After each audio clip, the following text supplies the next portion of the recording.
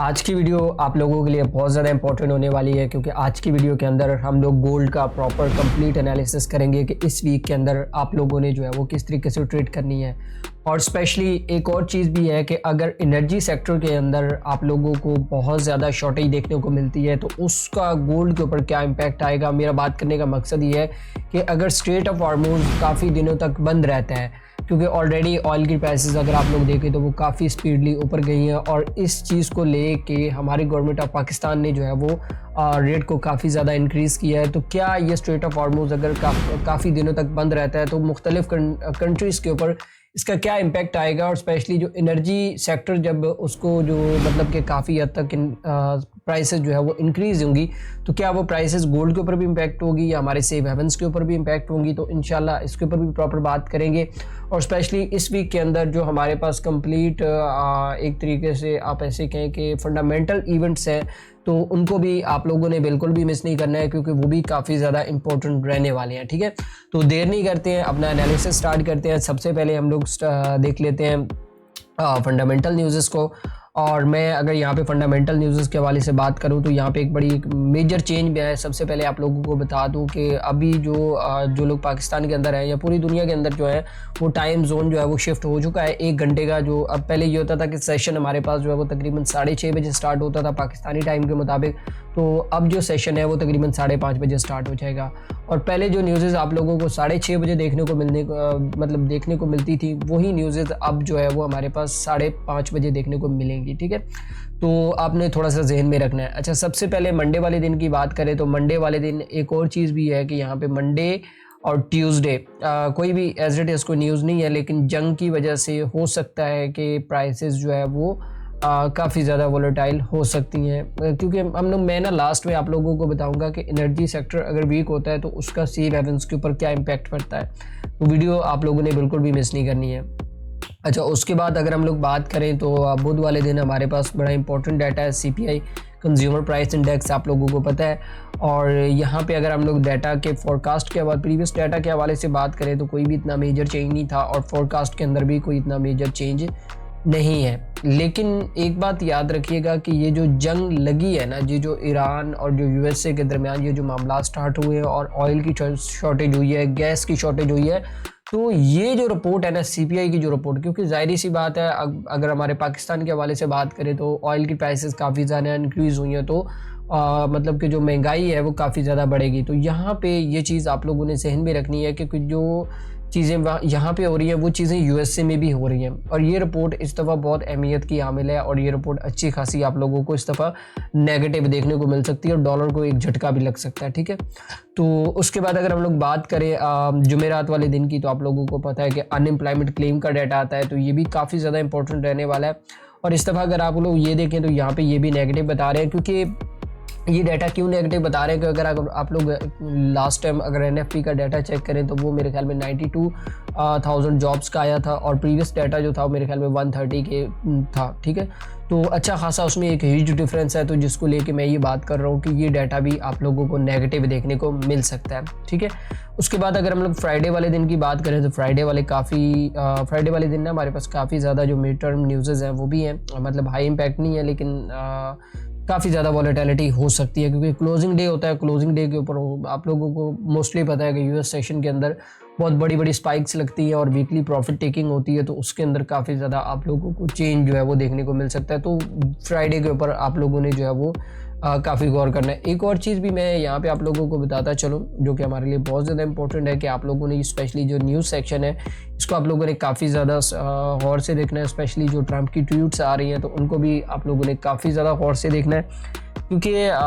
मैं ये समझता हूँ इस टाइम के ऊपर कि लास्ट टाइम जब ट्रंप से ये बात की गई ऑयल की प्राइसेस के हवाले से तो उन्होंने दो चीज़ें वहाँ पे क्लियर की हैं कि एक तो जंग अभी मज़ीद चल सकती है और इसमें मज़ीद शिद्दत आ सकती है। दूसरा, ऑयल की प्राइसेस को हम जितना देखेंगे कि उसको हम लोग कंट्रोल कर सके, हम लाजमी कंट्रोल करेंगे। ठीक है, तो ये चीज़ें अपने दिमाग में रखिएगा कि इसका जो भी स्टेटमेंट आएगा तो वो स्पेशली अभी सेव हेवन्स के ऊपर भी बहुत ज़्यादा मतलब अभी उस तरीके से अटैक्स पूरी दुनिया के ऊपर नहीं हुए जिस तरीके से फोरकास्ट किए जा रहे थे। लेकिन अगर शिद्दत आती है जंग के अंदर, मतलब कि कोई मतलब बहुत ज़्यादा एटमी मामलात के ऊपर बात होती है या कोई अपना एटमी असासा जो है वो टेस्ट करने की कोशिश करता है ईरान, तो लोग फिर सेव हेवन्स की तरफ भागेंगे। फिर आप लोगों को गोल्ड, सिल्वर, इन सारी चीज़ों के अंदर जो है वो काफ़ी ज़्यादा मूवमेंट आप लोगों को देखने को मिल सकती है। सो अभी मैं आप लोगों को बेसिकली चार्ट के ऊपर समझाता हूँ कि आप लोगों ने आने वाले वीक के अंदर कौन कौन से लेवल्स को जो यूज़ करके आप लोगों ने जो ट्रेडिंग करनी है। तो अगर मैं बात करूँ यहाँ पे टेक्निकल एनालिसिस के हवाले से, तो सबसे पहले हम लोग यहाँ पे बात कर लेते हैं टेक्निकल एनालिसिस के हवाले से। तो हम लोग स्टार्ट कर लेते हैं डेली से। मैं आप लोगों को डेली पे से स्टार्ट करके आज मैंने थोड़ा सा चार्ट एडवांस यूज़ किया है ताकि आप लोगों को थोड़ा सा एक्सप्लेनेशंस के साथ समझा सकूं कि अब आप लोगों ने ट्रेड करना है, क्योंकि फंडामेंटल हम डिस्कस कर चुके हैं ऑलरेडी, सेंटीमेंट भी हम लोग डिस्कस कर चुके हैं। अभी मैं आप लोगों को टेक्निकली पॉइंट समझाऊंगा कि टेक्निकली पॉइंट से आप लोगों ने किस तरीके से ट्रेड करना है। अच्छा, यहाँ पे बेसिकली अगर आप लोग प्रीवियसली मार्केट का स्ट्रक्चर देखें ना, तो मार्केट के स्ट्रक्चर के हवाले से अगर आप लोग देखें तो गोल्ड की प्राइसेस जो है वो जिग-जैग करती हुई ऊपर जा रही थी पिछले कुछ महीनों से। मतलब 2025 जो था वो हमारे पास एक बड़ा प्यारा साल रहा है जिसके अंदर गोल्ड की प्राइसेस जो है वो अच्छी खासी ऊपर गई हैं, ठीक है। और अगर आप लोग देखें तो गोल्ड का जो अब तक का ऑल टाइम हाई था वो हमारे पास 5605 था, और 5605 का ऑल टाइम हाई लगाने के बाद गोल्ड की प्राइसेस ने अचानक से तकरीबन आप ऐसे कहें कोई 20 से 18% का जो है वो करेक्शन दिया, और करेक्शन देने के बाद जो है वो यहाँ पे प्राइसेस दोबारा से जो है वो अप साइड पे जा रही है। अब हमारे लिए जो सबसे इम्पोर्टेंट पॉइंट होता है ना वो ये होता है कि अगर आप लोग जब भी एनालिसिस कर रहे होते हो ना तो प्रीवियस लो और प्रीवियस हाई, ठीक है, ये बड़ा मैटर करता है हमारे लिए। और अगर आप लोग थोड़ा सा अपने ज़हन को दोहराएं तो मैं आप लोगों को यहाँ पे बता दूं कि मार्केट अपनी हिस्ट्री दोहराती है, ये भी आप लोगों ने अपने ज़हन में एक बात याद रखनी है। वो मैं आप लोगों को थोड़ा सा यहाँ पे एक स्ट्रेटेजी है जिसको मैं अमूमन यूज़ करता हूँ, क्योंकि अगर आप लोग देखें ना यहाँ पे फॉर एग्जांपल ये लो था, ये हाई था, ठीक है, इस लो से इस हाई के दरमियान अगर हम लोग फेबो को प्लॉट करते हैं तो यहाँ पे देखें एग्जैक्टली कितना करेक्शन हुआ। हमारे पास तकरीबन कोई 61 के लेवल से जो है वो मार्केट करेक्शन करके ऊपर गई है। और अगर इस लो से इस लो से ये जो लो मैंने प्रीवियस जो लो है, ये वाला जो लो है, इस लो से इस हाई तक अगर फेबो लगाता हूँ तो यहाँ पे प्राइसेस ने अपना ट्रेंड चेंज करने की कोशिश की है लेकिन कर नहीं पाई है, और प्राइसेस जो है वो दोबारा अपसाइड पे निकल चुकी हैं, ठीक है। अभी हमारे लिए क्या प्लान है कि वो भी मैं आप लोगों को बता देता हूँ। जो हमारे लिए जो सबसे इंपॉर्टेंट चीज़ रहने वाली है ना, एक तो ये है कि हमारे पास ये वाला जो हाई है ये बड़ा इंपॉर्टेंट रहने वाला है, और उसके बाद ये वाला जो लो है ये बड़ा इंपॉर्टेंट रहने वाला है, ठीक है। अब इस हाई से लेके इस लो के दरमियान अगर आप लोग अपना फिबोनाची रिट्रेसमेंट टूल जो है वो उसको हम लोग ड्रॉ करते हैं तो यहाँ पे एग्जैक्टली मार्केट ने अपना ट्रेंड चेंज करने की कोशिश की लेकिन कर नहीं पाई, ठीक है। अगर आप लोग देखें तो यहाँ पे प्राइसेस नीचे आई, नीचे आने के बाद यहाँ पे प्राइसेस ने अब दोबारा से यहाँ पे इस एरिया के अंदर रेंज स्टार्ट किया, रेंज स्टार्ट करने के बाद यहाँ पे 50-61 के एरिया के ऊपर यहाँ पे रेंज स्टार्ट कर दिया। तो इसका मतलब ये है कि गोल्ड की प्राइसेस डाउन नहीं है, यहाँ से प्राइसेस अप साइड पे निकल सकती हैं और अपने ऑल टाइम हाई तक जा सकती है, क्योंकि ये जो करेक्शन, ये जो प्रीवियसली मार्केट ने ये जो यहाँ पे ये जो काम किया है ना, अपना ब्रेक ऑफ स्ट्रक्चर को जो है वो ब्रेक किया और यहाँ पे बुलिश कैंडल बनाई है, तो मे भी पॉसिबल है, जो मैं जो चीज़ समझता हूँ तो गोल्ड की प्राइसेस इस लेवल से जो है वो अप साइड पे आप लोगों को देखने को मिल सकती है। ये जो लेवल मैंने आप लोगों को बताया, मैं एरो को थोड़ा सा मोटा कर देता हूँ और इसका कलर भी मैं तब्दील कर देता हूँ ताकि आप लोगों को थोड़ा सा वाज़ेह हो जाए।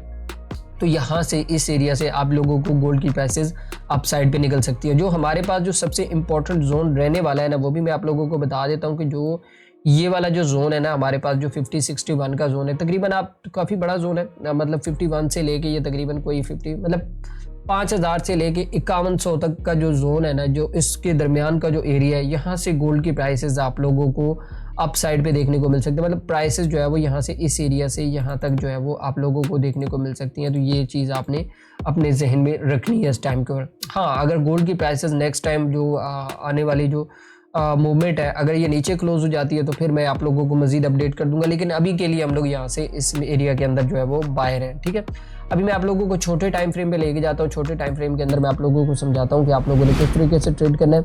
और यहाँ पे अगर आप लोग देखें तो यहाँ पे ये H4 है, और H4 को मैं प्रीवियसली मार्केट को मैंने आप लोगों को बताया भी है कि जो हमारे लिए जो सबसे इंपॉर्टेंट चीज़ होती है ना, वो ये प्रीवियस हाई होता है और ये प्रीवियस लो होता है, ये वाला, ठीक है। तो अभी हम क्या करेंगे कि इस प्रीवियस हाई से लेके ये जो प्रीवियस हाई है, इस प्रीवियस हाई से लेके इस प्रीवियस लो के दरमियान अगर आप लोग फिबोनाची को प्लॉट करें ना यहाँ पे, तो यहाँ पे प्राइसेस वही सेम सिनेरियो है जो मैंने आप लोगों को डेली के अंदर बताया। तो प्राइसेस ने जो है वो ये वाला जो जोन है ना हमारे पास अभी के लिए, मैं आप लोगों को यहाँ पे एक और चीज़ भी बता देता हूँ कि दो बड़े इंपॉर्टेंट जोन रहने वाले हैं हमारे पास प्राइस को अगर रिट्रेसमेंट के हिसाब से भी अगर देखें तो। एक तो ये वाला जोन है, ये भी काफ़ी ज़्यादा इंपॉर्टेंट रहने वाला है। ये वाला हो सकता है मे बी पॉसिबल है कि चांसेस है कि प्राइस जो है वो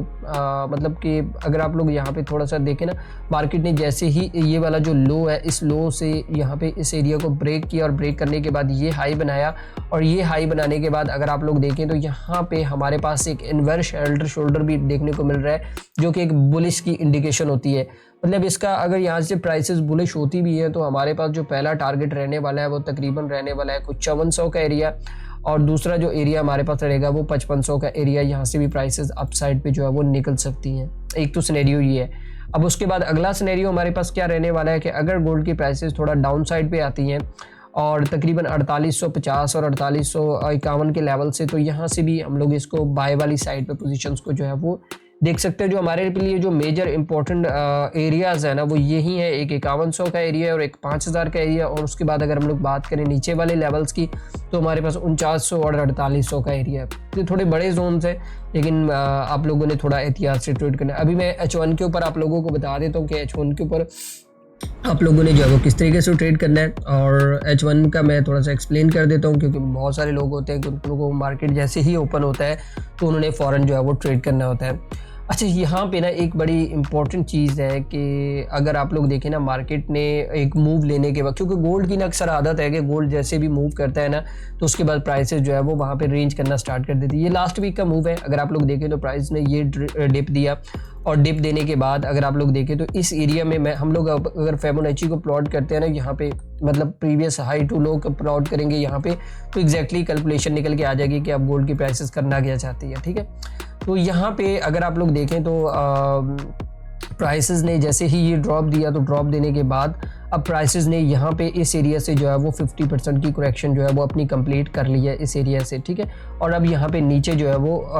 मतलब मूव कर रही है। लेकिन अकॉर्डिंग टू अगर NFP का डाटा हम लोग देखें ना तो काफ़ी ज़्यादा नेगेटिव आता है और इसको जाना चाहिए था ऊपर, लेकिन मे भी पॉसिबल है ये नेक्स्ट वीक में प्राइस यहाँ से ऊपर निकल सकती है। लेकिन सिनेरियो क्या रहने वाला है कि जब तक गोल्ड की प्राइस ये 5061 का लेवल जो हमारे पास तकरीबन 5200 का लेवल है, जब तक यहाँ से प्राइसेस ऊपर नहीं क्लोज हो जाती तब तक प्राइसेस यहाँ पे सस्टेन कुछ इस तरीके से जो है वो यहाँ पे इस एरिया में भी सस्टेन कर सकती है। और यहाँ से ये जो मैंने नीचे का जो लेवल आप लोगों को बताया है ना, ये तकरीबन जो 5100 का लेवल, तो यहाँ से भी प्राइसेस जो है वो मूव कर सकती हैं अप साइड पे। ठीक है, अब दूसरा लेवल हमारे पास क्या है कि अगर हम लोग देखें तो प्राइसेस अगर इसको ब्रेक करती हैं और 5061 के ऊपर निकल जाती हैं, ये जो हमारे पास जो लेवल है तकरीबन आप ऐसे कोई यहाँ पे ब्रेक ऑफ स्ट्रक्चर भी है हमारे पास, तो 5260 के ऊपर प्राइसेस निकलती हैं और यहाँ पे इस एरिया को निकल के यहाँ पे सस्टेन स्टार्ट कर देती हैं, तो फिर चांसेस हैं कि गोल्ड की प्राइसेस यहाँ से इस एरिया से भी अप साइड पे जो है वो निकल सकती है। बेसिकली मैंने जितना सिंपल अल्फाज में आप लोगों को समझाने की कोशिश की है ना, तो कोशिश करें कि आप स्ट्रेटजी को फॉलो करें, क्योंकि मार्केट के अंदर ना 3 तरह के ट्रेंड होते हैं, एक अप ट्रेंड, एक डाउन ट्रेंड और एक साइड में। अब अगर आप इन तीनों ट्रेंडों को समझ गए ना कि यार आप लोगों ने इनको ट्रेड कैसे करना है, तो मेरे ख्याल में आप लोगों को कोई भी मतलब कि ये जो फालतू के इंडिकेटर ये जो चीज़ें आप लोगों को यूज़ करने की ज़रूरत नहीं पड़ेगी। आप जस्ट मार्केट को देखोगे और मार्केट का स्ट्रक्चर देखोगे तो आपको ऑटोमेटिकली समझ आ जाएगी कि गोल्ड की प्राइसेस कहाँ से जो है वो अप साइड पे देखने को मिल सकती हैं। अभी सबसे इंपॉर्टेंट चीज़ मैं आप लोगों के साथ थोड़ा सा डिस्कस कर लेता हूँ कि अगर एनर्जी सेक्टर के अंदर बहुत ज़्यादा शॉर्टेज होती है और प्राइसेस बहुत ज़्यादा इंक्रीज़ होती हैं तो गोल्ड के ऊपर और सिल्वर के ऊपर उसका क्या इम्पैक्ट आएगा, मैं वो भी आप लोगों को बता देता हूँ। देखो, एक सिंपल सा फॉर्मूला है कि दुनिया में कभी भी कहीं भी किसी भी जगह पे अगर महंगाई बढ़ती है ना तो वो ओवरऑल सारी चीज़ों को इम्पैक्ट करती है। वो आपकी जो रोज़मर्रा की चीज़ें हैं जैसे CPI है वो उसको इम्पैक्ट करेगी। जैसे हमारे पास वो जो भी ऑयल की प्राइसेस हैं वो इंक्रीज़ हो जाएंगी, उसके बाद जो सेव हेवन्स हैं उनकी वैल्यू में जो है वो इजाफा हो जाएगा। तो ये चीज़, इसमें कोई दो राय नहीं है कि गोल्ड की प्राइसेस ऊपर नहीं जाएंगी, गोल्ड की प्राइसेस डेफिनेटली ऊपर जाएंगी। लेकिन ये जो काम स्टार्ट हो गया है अभी से, जो एनर्जी सेक्टर के अंदर जो क्राइसिस आना स्टार्ट हो जाए, क्योंकि इस टाइम सारे इन्वेस्टर्स का ज़हन जो है ना इस टाइम के ऊपर वो एनर्जी सेक्टर के अंदर चला गया। अब कैसे चला गया वो भी मैं आप लोगों को थोड़ा एक्सप्लेन करके बता देता हूँ कि ये ऑयल की है। मतलब ऑयल की मैं अगर आप लोगों को डेली की मूवमेंट यहाँ पे थोड़ा सा चेक करवाऊँ ना यहाँ पे, तो ये ऑयल की प्राइसेस हैं और ऑयल की प्राइसेस अगर आप लोग देखें तो ये एनर्जी सेक्टर के अंदर आता है, ठीक है। तो यहाँ पे अगर आप लोग देखें तो ये डेली का चार्ट है और एक दिन के अंदर ऑयल जो है वो 78 से उठा और 91 पे चला गया। ये वही ऑयल है जो मतलब इतनी बड़ी मूव लेने के लिए मतलब मैं कहता हूँ कि यार उसको बड़ा वेट करना पड़ता था, और कोविड के बाद स्पेशली मैंने अब इस दफ़ा इतनी बड़ी मूव जो है वो देखी है। और मे भी पॉसिबल है कि अगर ऑयल की प्राइसेस तकरीबन 100 को क्रॉस करती हैं तो और एनर्जी सेक्टर के वो और भी बड़ा झटका लगने जा रहा है, स्पेशली जिसमें गैस भी है, जिसमें ऑयल भी है, जिसमें हमारे पास और भी काफ़ी ज़्यादा चीज़ें नेचुरली मतलब कि वो कुछ इंस्ट्रूमेंट है जो चाइना यूज़ करता है अपनी इलेक्ट्रिसिटी के अंदर, तो उसके ऊपर भी काफ़ी ज़्यादा प्राइसेस जो है वो इंक्रीज़ हो सकती हैं। और अगर ये सारी चीज़ें होती हैं तो एक बात अपने जहन में रख लीजिएगा कि दुनिया सेफ हेवन्स की तरफ लाजमी जाएगी, करेंसीज की तरफ नहीं जाएगी। और गोल्ड की प्राइसेस और सिल्वर की प्राइसेस शॉर्ट सी बात है कि ये लोग अब लेके जाएंगे, आज लेके जाएं कल लेके जाएं, लेकिन अब लाजमी लेके जाएंगे। तो आई होप सो आप लोगों को टेक्निकल एनालिसिस समझ आ गया होगा कि आप लोगों ने जो है वो किस तरीके से ट्रेड करना है। तो बाकी थोड़ा सा मेरी आप लोगों से एक और भी रिक्वेस्ट है कि आप लोग जो वीडियो को जो है वो लाजमी लाइक भी किया करें, शेयर भी किया करें और अपने दोस्तों तक भी पहुंचाया करें ताकि उनको भी ज़्यादा से ज़्यादा फ़ायदा हो। और प्रॉपर हम लोगों ने जिन लोगों का गोल्ड का बहुत ज़्यादा लॉस हो चुका है तो उसके लिए हम लोगों ने प्रॉपर एक कम्युनिटी बनाई हुई है, तो आप उस कम्युनिटी को जो है वो ज्वाइन कर सकते हैं। और वहाँ पे मैं डेली बेस के ऊपर सिग्नल्स भी देता हूँ, और जिन लोगों का बहुत ज़्यादा लॉस हो चुका है तो वहाँ पे मैं बताता हूँ कि किस तरीके से आप लोगों ने अपना लॉस जो है वो रिकवर करना है। आई होप सो आप लोगों को एनालिसिस समझ आ गया होगा, लेकिन कोशिश करें इन जंग के दिनों के अंदर ट्रेडिंग से थोड़ा सा अवॉइड करें, ठीक है। तो बाकी इंशाल्लाह मिलते हैं नेक्स्ट वीडियो के अंदर। दुआ में याद रखिएगा। अल्लाह हाफिज़।